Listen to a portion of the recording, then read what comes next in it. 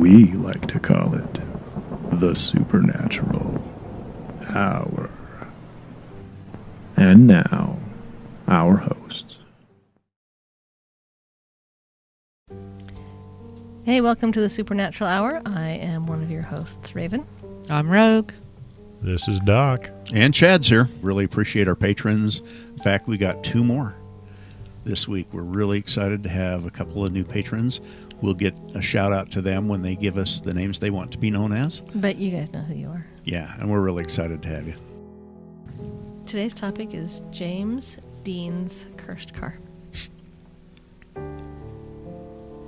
A cursed car. Cursed car.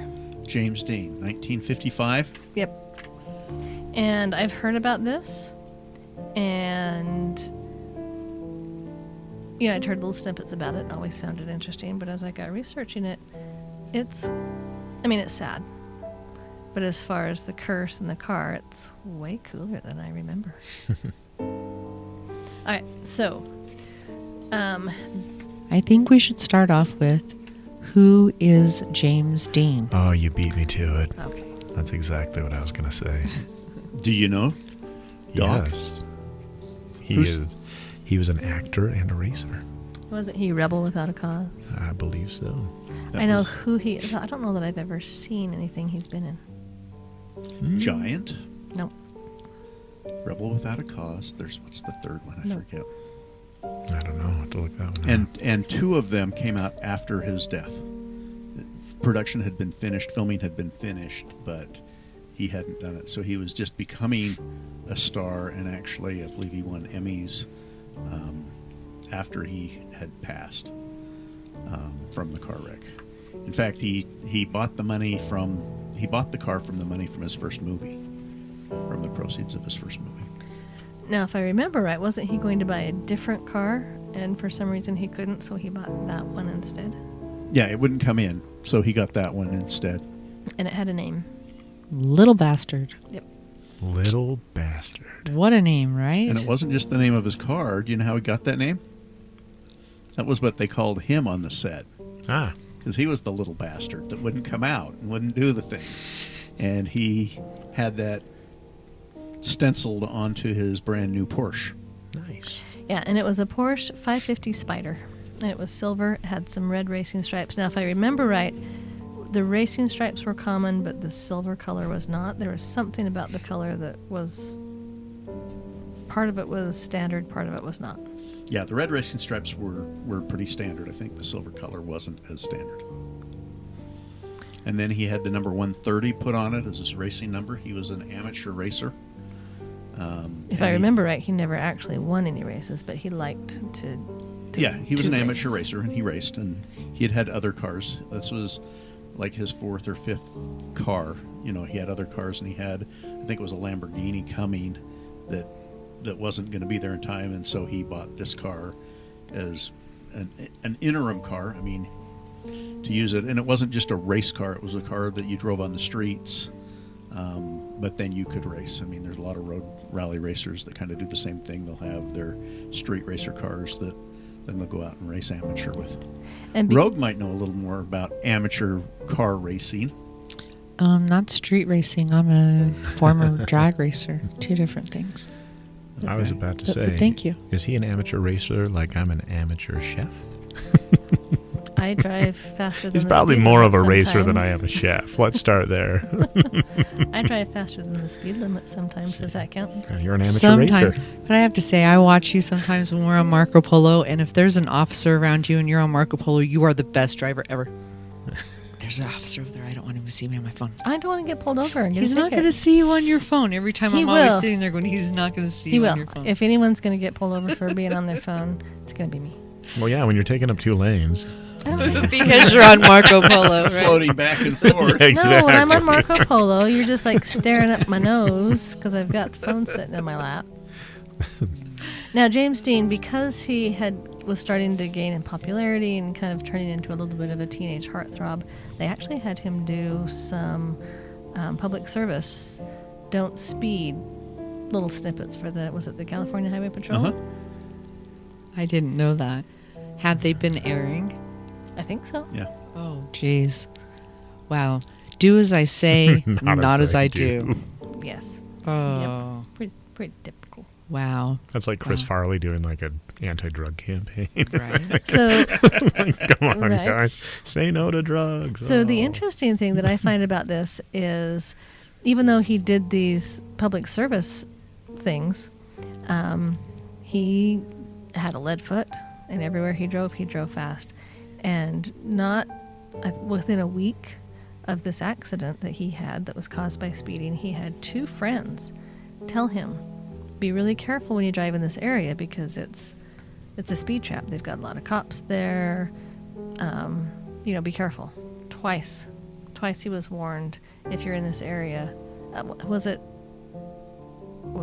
There was something. Was it construction, or I think it was just a speed trap. Well, it's a speed trap, and then there's a merge lane for one highway Okay, that's what it was, not construction. merges into the other highway, and so it was a fairly dangerous intersection area, just because of the way the roads were laid Right. out. And again, this is 1955 roads. You got to be thinking, this isn't the interstates of today or even the highways of today. They were paved and they were there, but they were not nearly as well engineered as what we use now. Probably not as well lit. Yeah, so he had 2 friends tell him, to be careful and to watch where he was going that particular week. And then he ran into Alec Guinness. Yeah, the night that he got his car, he ran into Alex Guinness. And Alex Guinness got a bad feeling about it. I saw a YouTube video where Alex Guinness is actually reporting the story about what happened. And Alex said he felt that the car was sinister. Right? He actually wrote in his diary, and what he wrote in his diary, and I think it's just cool that Alec Guinness kept a diary. I don't know. Now, for those of you who are not sure who Alec Guinness is, he was a famous actor. He played, many of you will know him as Obi-Wan Kenobi in the original 3 Star Wars episodes from So the see, he had the 1970s to Force. 80s. He had the Force. Right, but he was a ghost in one of those at least. Well, 2 of them, really. Yeah, it was really only in the first one, as far as a live actor. So, in his diary, Alec Guinness said, "The sports car looked sinister to me, exhausted, hungry, feeling a little ill-tempered in spite of Dean's kindness. I heard myself saying in a voice I could hardly recognize as my own, 'Please never get in it. If you get in that car, you will be found dead in it by this time next week.'" And it was 1 week later To the day. to the day that he had this Like a accident. premonition. Right, and even we watched a YouTube video, and Chad watched the YouTube video. I listened to it from the other room as I was doing some other stuff, but this isn't hearsay. I mean, we heard Alec Guinness tell that story himself, so this isn't just urban myth. It's, it really happened. Video evidence of him making this statement about that experience that happened. He being Alex Guinness. But James Dean, he's young. How was he when how old? 24. 23, 24? Yeah, he wasn't very old. So when you're that age, you're going to live forever. Nothing's going to happen to you. He laughed it off. But I find it interesting that he was warned 3 times to be very, very careful. Some bad juju with that car, huh? Oh, Everybody felt it. We have only begun to touch the iceberg on this car. So, yeah, he laughed it off. And, going back to the 2 friends, their names were Lance Reventlow and Bruce Kessler. And they said, this was the day of the accident. And they said, be careful. We both got speeding tickets on this road. So, bring your speed down. And I believe that he was going out to a amateur race that day. To a race. I mean, that's where they were going. He and his mechanic, who had been a Porsche mechanic, had worked for the Porsche dealership. Yeah, his name was Rolf Wuthrich, and they were going to the Salinas sports car races. But it's interesting, some of the research that I did, they said that they felt like an angel or something was trying to warn James Dean something bad's going to happen, do something else, and he blew it off. But they, as they discussed with this mechanic, they decided that it would be better for Dean to get the Spider and run the engine in, get it, Break it in a break little it bit. in, warm run it it up. around. And so Wuthrich was in the car with Dean. when they were driving. And then they had some people behind them in a truck and trailer, because they were on their way to the races. And so you've got Your crew, your Your pit crew crew, and your your mechanics stuff. and equipment.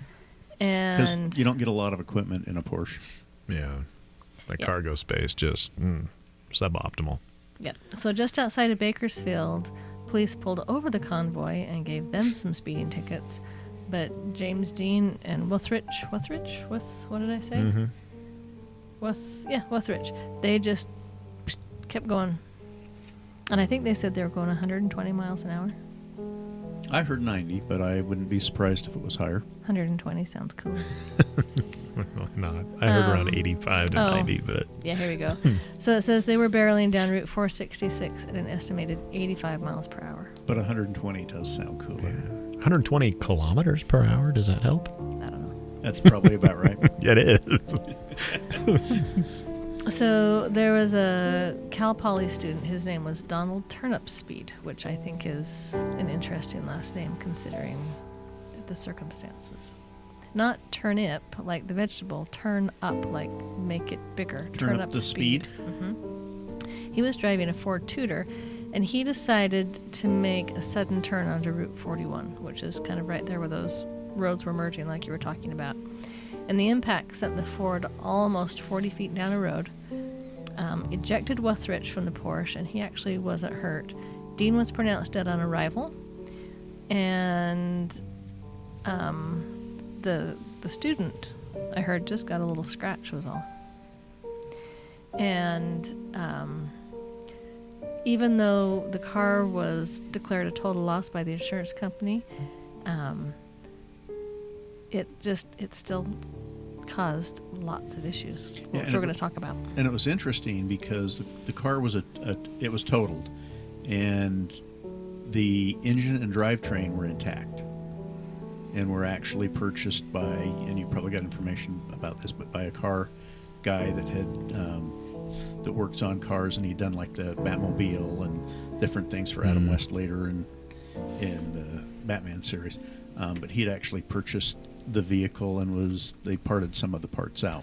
Yeah. So, but before we parted out, after the accident, and everyone recovered, and the funeral and everything, Wuthridge had actually tried to commit suicide a number of times. He was never successful, but he went on to stab his wife 14 times. Jeez. I was going to say, with this accident, considering this is 1950s, it's not like we have airbag technology. It's not like we've developed any of these safety measures that we have now. They didn't have seat belts, Right. I don't think, in it. Yeah, well, people, they talk about Wuthridge being ejected from the vehicle, right? You're thinking, probably no seat belts, probably no airbags. How the hell did anyone survive this thing? Right. And then it turns out that James Dean is the only one who perishes in the accident. It's astounding when you think about it. And a nurse was one of the first people on the scene, and they had to get him out. They had to pry him out. He Right. was He was dead, and she basically had checked and felt that he was dead, and felt that her diagnosis of the situation was that he had broken his neck and had probably died almost instantly. Right. God, just But, crazy. Just like you say, but just no To think that the two other individuals recovered is astounding. It's nuts. I mean, you think about impacts even today. An 85-mile-an-hour side impact with someone turning like that. Right. I mean, there's a high potential for multiple casualties there. Right, and back then they built cars completely different than they built them now. Right. They built cars for durability. Right. Okay, and today cars, go, those cars just crumple up. That's the point. They just, you get into a minor fender bender and the car is just destroyed, and it's like that's by design. They are built to absorb shock. Right, they now. take all the energy out so that the people in the car don't die. Right. In 1955, the cars were built Solid literally like steel. tanks. They Yeah. were built from these same, manufacturing facilities that World War II tanks came Right. out of General Motors and these different places, and they were, very, very solidly built, and they didn't give much. Right. They all of that impact goes into the human body Right. at that point. Yeah, the car stops. The body doesn't have a seatbelt. It moves forward. It's like an egg just being splatted. And at some point, people realize probably, hey, cars are okay quite a bit, but everyone's dying.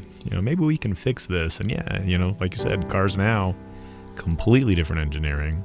They're meant to crumple. They're meant to absorb shock and decrease that impact on the driver. Yeah, take the energy out of the impact and crumple up, so that the energy goes into the stream of the body, and there's the compartment, the driver's compartment is more safe. Little Bastard was not that kind of car. No. Not the crumple kind of car. It sounds like it took a significant amount of damage, but was still in some condition that it could be restored. And I don't think the Ford Tudor was either. Yeah, exactly. Knowing Fords from that I era. doubt anyone restored it, but you know what I mean. Okay, so to me, you hear about James Dean's cursed car, and everyone knows the story about James Dean. But it's what happens after that even lends more to this cursed. So we talked about Wuthridge, who tried to commit suicide, failed several times, and ended up stabbing his wife 14 times. He actually died in 1981 in a drunk driving accident. Oh, he didn't go to prison for stabbing his wife? Apparently he got out, Oh. if he did. I Okay. didn't research that part of it. I'm just researching what happened with the car. He tried to kill But that's a himself. good Stabbed question. someone a bunch of times, and then you're like, how is he not in prison right now? What a little bastard. That's right. I see what you did there. Okay, so after this accident, where James Dean had done some public safety snippets for the California Highway Patrol, they bought the car, even though it was totaled, and they thought, we're going to buy this car, it's totaled, but we're going to haul it around and use it as a public service. Hey, this is what happens if you speed, right? So, Yeah. but they actually regretted that decision, and it did not take them very long to regret this decision because the curse follows. So as they were hauling it around one day near Salinas, which is where James have the race. Dean was going to the race, the vehicle that was transporting it was involved in a really serious accident, and it was so great that the truck driver, whose name was George Barhuse, was thrown from the cab, and No then seatbelts. again Yeah, no seatbelts. again, 1950s. The Porsche rolled off the truck bed, landed on top of him, and crushed him to death. So, Wow. Yep. How freak. Right? In the same place. So then you wonder, is the car cursed or is Salinas cursed? But we forge on. We've got more. But there's more. But wait, there's more. Ron So- Popeil died not too long ago, just Aw. FYI.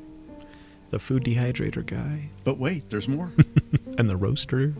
We might have to do it. And the spray on hair. That's oh my gosh, the spray on hair. That black powder that just accumulates on people's. We just ran so far in the weeds. The Ronco food dehydrator. And sorry, little bastard, back to you. Okay. So on September 30th, which is the anniversary of Dean's death, there was a 15-year-old boy, and he became the next victim of this car. So he was at another one of these California Highway Patrol exhibits of, here's James Dean's car, don't speed. And he was, just looking at this car, just absorbing it all. And I've been there. I mean, not there, but, where you're looking at something that's historically important and you're thinking, wow, this is where this happened, Where were we? We were at Fort Sumter, where the Civil War started. And I remember standing there just going, whoa, this is where it all started. So that's what this kid was doing. And he was about 12 or 15 feet away from the exhibit. And 3 bolts snapped suddenly, and it's described as if broken by spectral hands. They just snapped. The boy screamed, and the car plowed forward and ran him over. A little bastard. Now, he didn't die, but his legs were severely crushed. It rolled off the trailer? It was like on an exhibit. And the bolts broke. Bolts broke, and it ran over this. I'm just. I'm like, did they have I this didn't make this suspended? up. Was this Cirque du Soleil for cars? Like, what is going on What with kind this of momentum is it going to suspension? have? I know, like, I didn't. it must write have been on this. some type of platform, but I'm just sitting here going, I'm wondering if it was on why a did platform. it have bolts? Well, I don't know. Weird. So it wouldn't roll off and crush children. Well, obviously. But if you just set it on the damn floor, it's also not going to roll anywhere and crush a couple chocks and you're good. I don't know. Just So saying. the next victim, it was a few weeks later. It was being transported again, right? Because they're hauling it around. Look at this. Look at this. After it crushed a child, Yeah, they're still. They're still doing it. nobody's learned the lesson yet. Please Okay. come see. Right. The car So, that crushes children and killed James Dean well, and it killed the driver. Oh, yeah, that's right. and the driver. Where? Yeah, it's not. Yeah, The body count Is this what going up. Stephen King based Christine off of? Probably. It's a little Yeah, Christine-ish. seriously. probably. Okay, we got to get to the next person. So it's driving around again, right? This time it literally snapped in two, slid from the flatbed of the truck, hit the pavement, which caused another fatal accident before it could be cleared from the roadway. Little bastard snapped into Yep, and still killed people. yep. So Highway Patrol decided they'd had enough of killing people. Reasonable. That's not really their job. And I don't know if the Highway Patrol owned it or if someone else owned it and just lent it to the Highway Patrol. But they decided to ship it back to California for a permanent retirement. So the car was loaded into a boxcar in Florida and was shut, right? Off it's going to go. And when it on a train. and when it arrived in LA, the seal on the boxcar was intact, but the car was gone. And it's never been located to this day. Now, have you really looked at what this car looked like after it was wrecked to think that it's rolling and doing some of these things that it's doing Just- after the accident? Because I myself just had to go back and look at It's what a condition pretty this smashed up car is. car. I was thinking the Right? same thing. It's not like it's on its pristine little wheels. Exactly. How's this thing doing all of this? It's pretty mangled. And then it disappeared. Disappeared. Poof. Just like, Aliens. No, they don't know where the it's car is gotta be now. aliens. So Just It always comes back to Always aliens. aliens. we ran across some story of there's somebody out there who claimed they have it hidden, but they were not going to give the location of it. So, to me, there's some conflicting stories because there is a fellow by the name of Dr. William Esrich who stripped it for some parts. So, actually has some parts. And I don't know that this is conflicting. I think this happened before it was sold to use for the Highway Patrol. So, I think. So he did like a little bastard organ transplant. Would take some of these pieces. The Yeah. motor Back and the into car. transmission, right? Yeah, they were used by another doctor that was a racer. Right. And so there are little bits and pieces of this car out there that they know of. But as far as like the chassis and the main body of the car, But right, so Gone. the motor, the guy died. The transmission, the guy died. So Those guys put them in their race cars, and they both And then they died, ended up too. Died. Yep. Yeah. one of them hit a tree, and it just had the parts of the car in it, and was killed. And so this is why the curse of the little bastard, is obviously gaining momentum because people are literally dropping like flies around this car.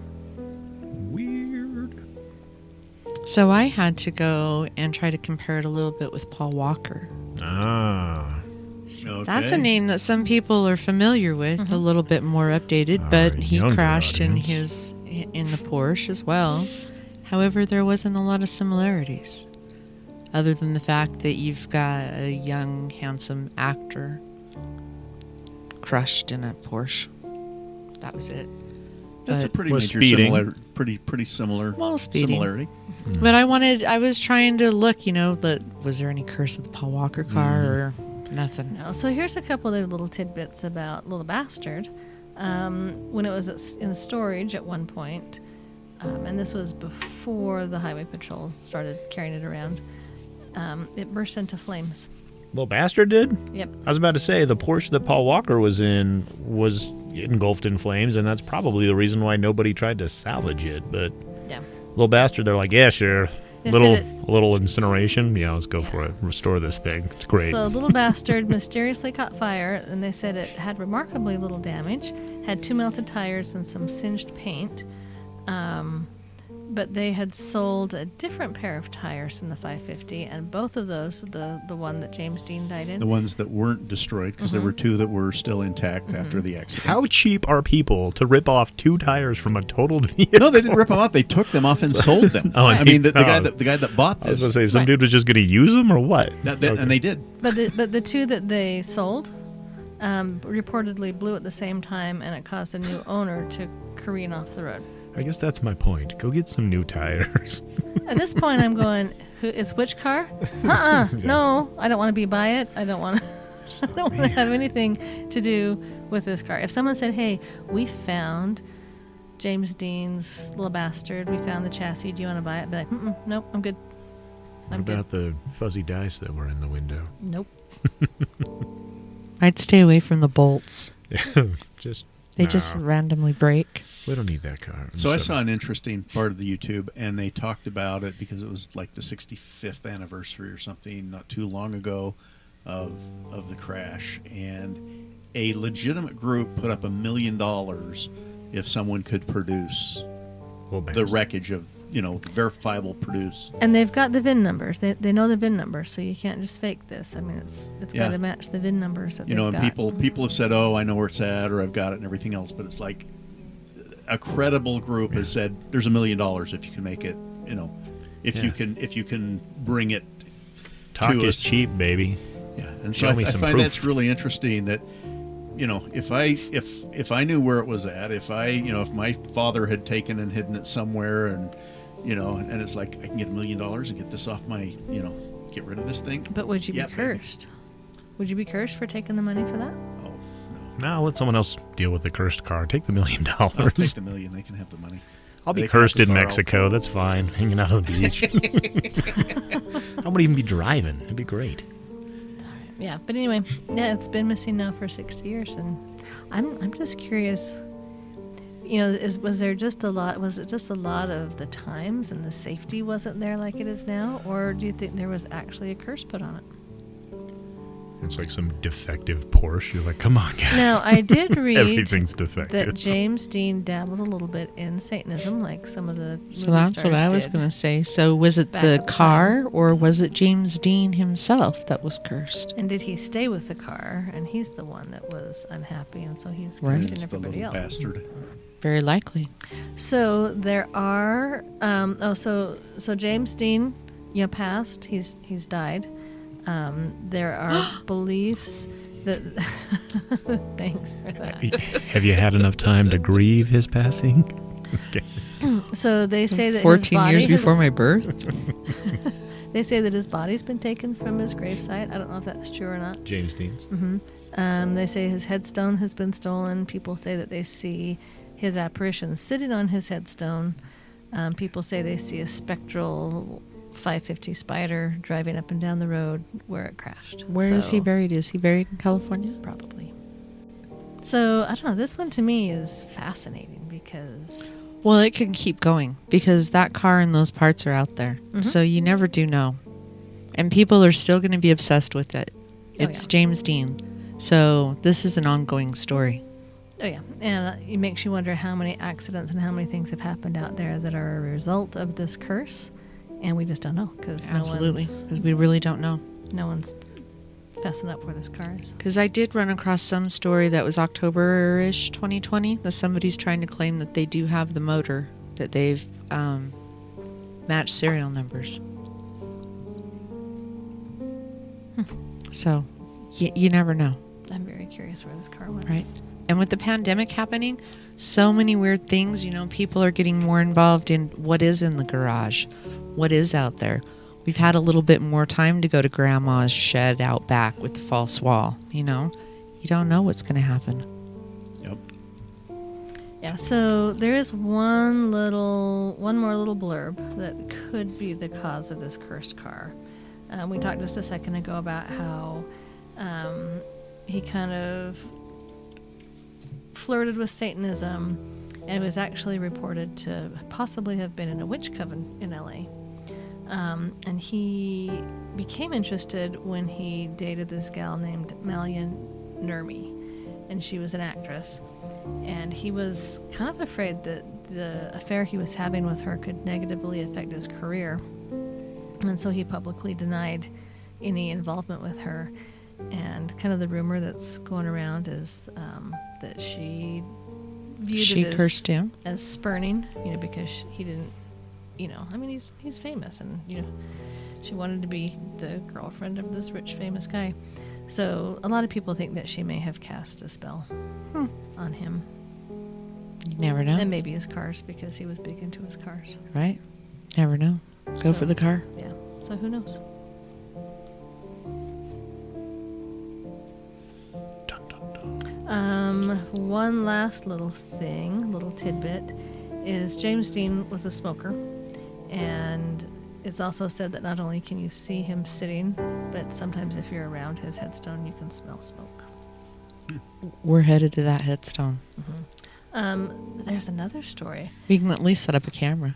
So the legend says if you visit the graveside and place an unlit cigarette at the headstone after dark, when you return, the cigarette will be lit.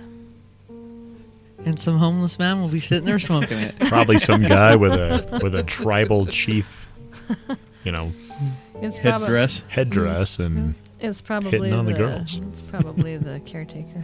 Right. He's just trying to get free smokes. That's right. No, keep putting them out here. I swear they'll be lit. That's what happens every time, I swear. People also say they see a hitchhiking Dean, and he disappears when people stop to pick him up. So there's all sorts of ghost All right. stories. I'm bucket listing James Dean. Let's go find him. Okay, All right. we're on it. We're going to do that. We'll take it live. We'll take you on TikTok. Ooh. Yeah. Come help us find James Dean. Yeah. A whole different Can animal, see it happen. for sure. Yes, for sure. Well, thanks for listening. Last but not least, get your Supernatural Hour swag at advancedparanormal.com. We have a lot of items for sale, t-shirts and mugs and tapestries and stickers, you name it. I still need to bring my mug. It's been months and months and months. You talk about it every week. I know. I if, use if it. I hadn't seen it, I would wonder about if you to were say. telling me the truth. I use it frequently at home. I just don't bring it here to the attic of despair. I need to. Well, now that I have my tapestry, I need to come up with Something else. maybe a notebook. Ooh, We have notebooks too. there you go. It's not as fun to say as tapestry. Maybe I need to call it a ledger. Ooh, Oh, a ledger. I like it. there Get we a go. ledger. I'm going to get a ledger.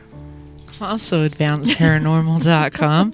You can find our own personal merchandise. We've got anything from lip balm to cleansing And I helped kits. make the lip balm. She did. She did. We have that in sage, and we have that in lavender. Or did we just do that one in sage? I think we just did You that one in made it. sage. All right. We got rollers in sage and sage and lavender. And the lavender smells amazing.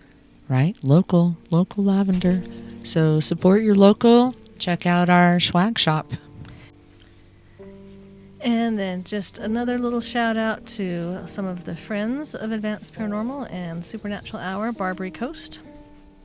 They no longer have their amazing pretzel, but they still have some amazing food. So go hit them up, especially on a Thursday night for their little flat iron steak. Utah Freeze Dried for Pets. They've got some amazing pet nutrition items for your dog. And a great groomer. She's amazing. It's just what I hear. Rumors abound. Yeah, from the people that you're doing the work for. We have Castles Nature Studio, and yes, that is our very own castle, for off-road backcountry adventure rally. And if you're looking to do some jeeping or some service projects, they are your group because they do a lot of service projects. So what's your TikTok count? We are one short of 1,300, and the last time we recorded, we didn't quite have 1,000. Yeah. So And Growing. Where are we at? What did you say? about 1,300. 1,300. Wow. We're in the safe. We can do live. I like that. Because you have to have 1,000 to go live. And so when we had 1,002, I was like, if I have 3 people that decide not to follow All us right. anymore, I'll get a TikTok account and be that one person. lives Get are us to gone. 1,300. As we all stare at Doc. One person, huh? Okay. Yeah. I have mine. I have 6 followers. It's hard. So 6. kudos to Raven. Yeah. 1,300. It's 'cause pretty I have impressive. She's doing really, really Because well. I have the mental capacity of a 13-year-old, apparently. How am I younger than all of you, but the oldest when it comes to social media engagement here? Maybe because you're You like a use your brain respectable for adult. greater things. Just saying, I don't have any of this You, stuff. you spent the last 10 years doing doctor stuff, not maybe. social media. Oh, no, I lied. I'm sorry. Not merchandising. We have 1,276 followers. 24 people then. Okay. So you got to sign up 24 times. But I here's gotta what make you 24 do. accounts. Before you check people out, so part of the checking out process is they have to log On the to discharge MySpace. instructions, Yes. just staple it on there. It's a good idea. Yeah, you can't leave the ER I until. like it. I'm not sure my employer would love it. Add my hashtag. Feel free to I think- subscribe to this I TikTok think page. no, they have to before they can leave. It's You want to mandatory. leave? You got to here. That's right. Clock's ticking too. Exactly. I like that idea. I'm going with that. All right. Yeah, let me know how that works out for you. I'm not really going to implement that at my business, but you implement that at yours. Perfect. Thank you. Yeah. Yeah. All right, stay spooky, my haunty friends. I love you, Nicholas. Have a good one. Hey, good night. You've been listening to the Supernatural Hour at AdvancedParanormal.com. The Supernatural Hour is part of the Radio Ronin network found at RadioRonin.com. Copyright 2021 by Advanced Paranormal Services.